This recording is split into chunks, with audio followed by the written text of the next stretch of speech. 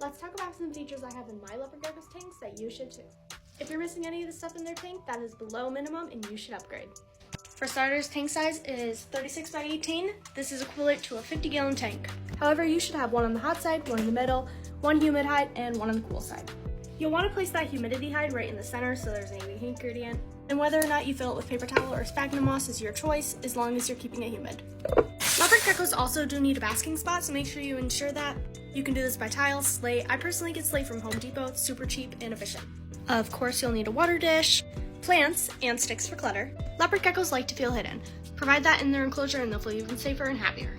I personally get my sticks from outside. Just make sure you're using safe trees and bake them properly to sanitize. Hello, Isaac. Now plants, I personally get them from pet stores, Amazon, and even the dollar store sometimes. Alright, another thing you should have is a calcium dish not containing D3. A lot of their D3 actually comes from their UVB, so if you provide it in here, they'll actually be consuming too much. Now for UVB, do not use coil UVB, instead use linear. Here's linear, and here's what coil UVB looks like.